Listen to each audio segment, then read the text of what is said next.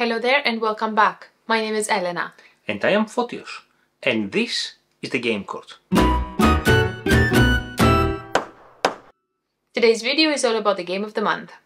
And for this month we have selected for you Marco Polo II in the service of the Khan. Marco Polo II is designed by Daniele Tascini and Simone Luciani, published by ZMan Games, and it's a game for 1 to 4 players. Now, I think I need to mention that this is not the newest of the games, and we have played this game before, and it was a long time ago, and I remember liking it then. It wasn't our copy, and we played it only once, and I was really fascinated by it, and we were talking about it all the time, and we really wanted to try it again, and eventually we managed to get a copy. So that's why this is the game of the month though, but we have played it once before.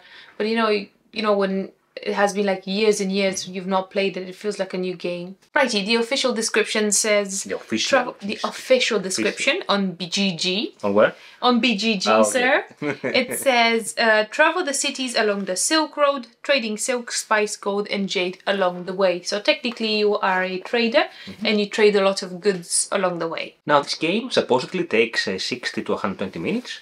And I think that's a good estimation. I think for 2-player game is basically around 75 minutes. And it's not the lightest, but not the heaviest of the games either.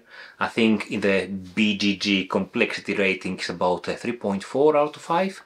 So it's a medium heavy, let's say, a little bit towards heavy Euro game, but it doesn't feel as heavy, I would say. The game is played over 4 rounds, and in each round we roll our die. We have 5 dice, and then we may get some black dice as well additionally in our turn.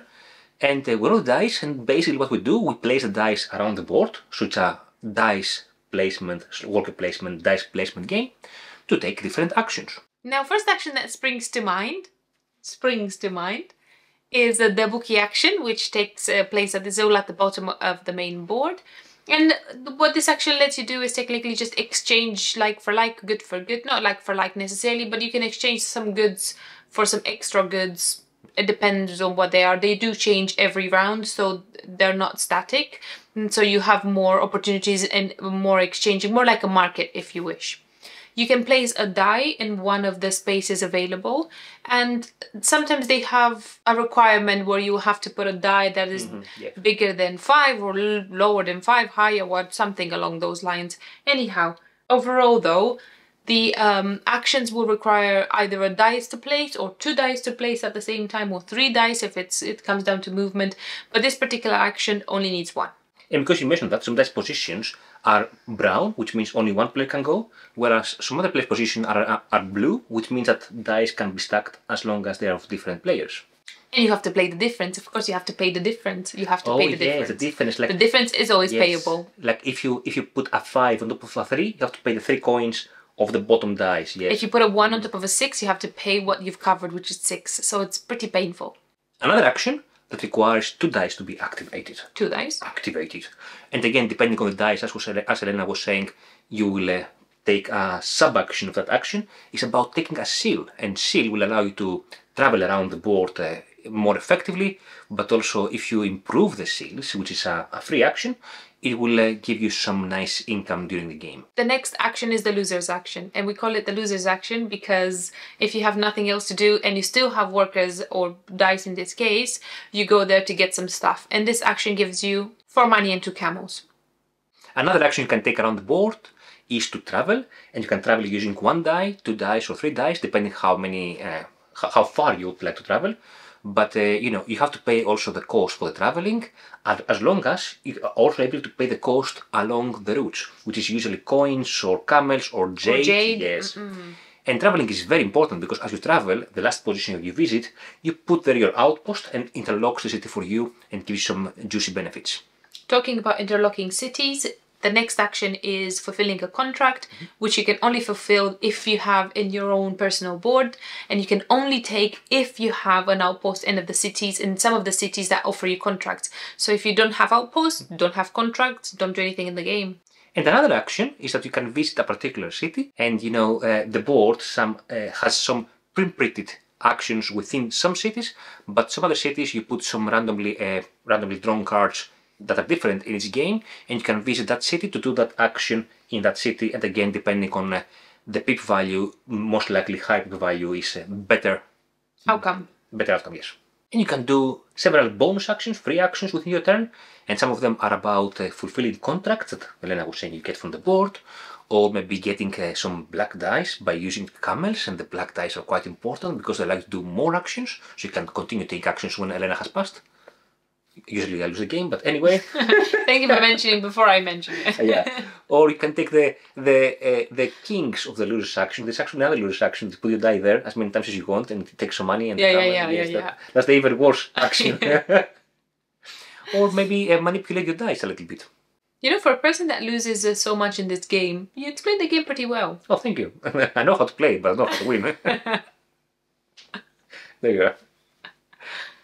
This game has a pretty quirky art if you look at it. I'm sure we've played some games that have a very similar art. Like, I'm looking to see who's the designer of this one. I think it looks a bit like Firenze, doesn't it?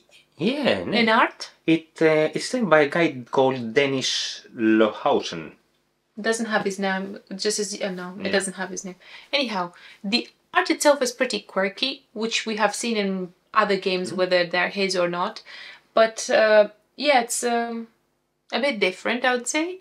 I guess thematically speaking, it makes a bit of sense because, you know, you're in Asia and you travel, you know, for these guys which are, I don't know, Chinese or Korean, something, I'm not sure, something along like East Asia, and they travel throughout Middle Asia where they have like camels and whatnot, jade. I have a lot of jade. It makes a lot of sense from that perspective. You have also spices as a resource. You have silk as a resource, of course, right, in the game. So you have several resources that you can exchange in the game and a lot of money. Yeah, I mean, we cannot be super negative about it. It does make some sense, but, you know, it's just there for the sake of it. It's just a Euro game at the end of the day. Well, I'm just trying to be a nice person. person. I'm just trying to be nice, that's all, for a change. As we said earlier, the game plays from 1 to 4. Yes. 2 to 4. Yeah, 2 to 4 actually. It doesn't have a solo mode. So strike that. It's 1 to 4, not 1 to 4. It plays from 6 to 120 minutes, as we said. It's, again, it's not a game that overstays its welcome. It feels quite fast. Yeah, particularly after the first couple of plays, when you realize what you have to do in the game, it plays very fast. Well, you have realized what you have to do. I haven't realized what I have to do. But anyway. It's all about the black dice, I'm telling you. I see. The rulebook is quite straightforward. It's not very long, not very short. There's also a separate appendix within the box that explains you all the different seals and all the different character powers, which we're going to talk about in a sec. And now that the sec has passed, we're going to talk about the characters, which are super awesome because I like different characters that give you a little bit of a different power. Hold on a minute, are we already in the yes and nays? No, you said in the super duper asymmetric powers, and I was like, I have not said anything about them. Let's. So, shall we do yes and nays now? Come on then, do you want to start or do you want me to start? I will start then. Okay, fine. Okay. One yay for me is how the map works in this game, because you go from post to post, you try to go around Asia and you try to put your outposts out. And what I like about this is that each different city you visit does something different. Some of them offer you contracts, some of them offer you extra actions, some of them offer you income, some of them offer you some bonus stuff if you're the first person to go there. So it's a very nice touch. It's not something that we see usually in this kind of games. Usually in this kind of games, every city will do more or less the same thing. The same thing, yeah. Whereas here it's different. Sometimes they don't even do anything. Sometimes just like put an outpost there for the sake of a majority. Yeah. It's extremely expensive to travel around the map, both in terms of how many dice you have to spend, but also how many camels and coins and jade you have to spend, or even having the seals improved or not to travel in some routes. But the map aspect of the game, I think I really like it. And you leave outposts there, which also give you points at the end of the game. And finally, you collect these crests, shall we say. And collecting the different crests around the map is one of the ways to collect a lot of points. Now, talking about traveling, I'll go back to my yay, which I have mentioned like 2 seconds ago. My first yay is about the asymmetric powers, obviously. And the asymmetric power I played with last time actually let me travel. I could only travel one length. I couldn't travel 2 or 3 lengths. But I didn't have to pay for camels nor jades, which is very good because the majority of things that you need to pay are camels or jades, particularly on the bigger route, or on the longer routes, the lengths. And all of them do amazing stuff, which I really like very much. in fact, all of the powers are pretty powerful. Right, I was like, which one do I want to play with? Exactly. They're super and nice. they're very nice, and all of them feel like, oh my god, this definitely is not balanced, or maybe this not balanced, or this not. But all of them are like that, so they are so fun to play with.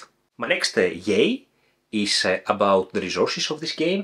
You have a gazillion resources. You have coins, you have spice, jade, camels, whatever else you have, silk, and you try to convert from one resource to another. And you know, always at the game you feel rich resources-wise, but always at the game you feel that you cannot during the game you cannot do anything with the resources you have. So you have to everything do is expensive. everything's expensive. Always you have some sort of resources, but they are not. Most of the times they're not the appropriate resources that you need to fulfill a contract or do another action. My next yay is that the game feels very dynamic in itself. And when I say that, I mean most of the tiles will like shift over and new tiles will come into play all the time. So for example, if you get stuck and you have a bunch of jade and you want to exchange it for something, but the exchange of jade is for camels, you actually want silk at that point, you just have to wait until the next round, and it's most likely that it's going to change to something else. Because the books update. The books always change all the time because you travel a lot all the time. I think that's super nice. Also, when I say is dynamic, I mean that you cannot fulfill a contract unless you have one, and you can only have one if you travel around. So they're all like interlinked and dynamic from that sense. I like that. Yeah, it works very well. Another aspect of the game I like is that you have some secret goal cards in the game. Otherwise the game is open information for everybody, but you have these secret goal cards that give you a bit of extra boost towards the end of game scoring. And some of them can be, let's say, additional crests that you don't have in your collection. Like if you have this crest, you have like +1 crest or something else. And this, if you have some improved seals, usually it will give you some points as well. And these are nice touch to the game, so you can't really predict what the final outcome will be. So do you have any other yays? No, I'm done with yays. Are you done? Yeah. Good. I'm done too. You're done too? Yes. Do you have any nays? Nays. Very interesting. Yeah. I can start? Yeah, go for it. I have no nays. This game is awesome. Yes. You liked it so much? I really like it. It's very sound, it's very fast, it's very dynamic. I like it very much. I think I really like it too. I think it's an easy Euro game to play. Exactly. It's not the most complex of the games. It doesn't overstay its welcome. For 2 players, it's easily 75 minutes to play. I think actually the first time we played it, that we have to refresh the rules a little bit, it took us maybe 80 minutes max. Yeah, but that's like not fair comparison with what you would play if you'd know the game. Correct. It's again a very fast game. You feel like you're doing something during the game, you feel you're building your engine. A lot of resources generation. We like resource management games and resource conversion games. So yes, Elena likes, of course, dice in the game, as you may. Hey, you like them equally. I think you just say that I do, but you like them too. Can I come back and say another yay? That's right, now that I remembered. Come on then. I thought you were going to put a nay, and I was like, I'm just going to shake your hand because you have no nays. Shake my hand anyway. Right. So, in the game, you roll the die every round, right? But if your roll sucks, you get compensation for that. That is awesome, isn't it? That is very nice. A roll under 15, isn't it? Yes, because you have 5 dice. If you roll below 15 total between the dice, whatever the difference from 15 it is, you get compensation in terms of camels. So the game gives you a little bit back, which is very good touch. Very nice, yes. Yes. I double on that. That's my yay too now. So, shall we go for other game recommendations? Yes, and mine is very super easy. Go for it. Do you want to start? No, you start. Okay.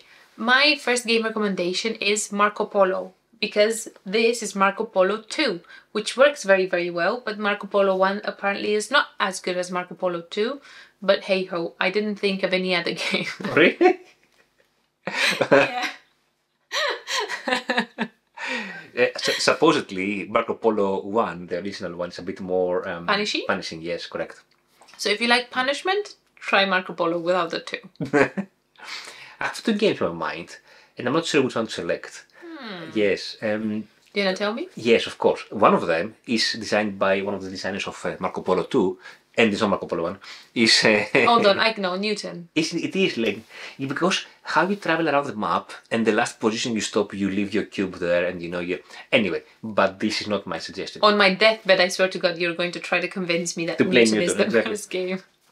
My actual suggestion would be White Castle, for 2 things. That is a good suggestion, actually. I know, right? So you don't have your own dice in White Castle, you have dice drafting, whereas here you have your own dice. But similar to here, you place your dice around the main board to do different actions.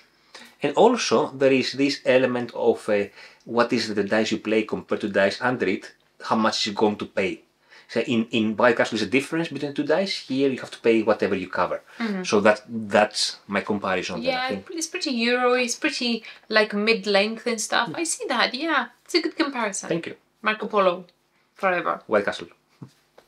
Righty, so that's it for today. This was our game of the month, Marco Polo II. I hope you enjoyed it. And thank you so much for watching. See you later. Bye. Bye.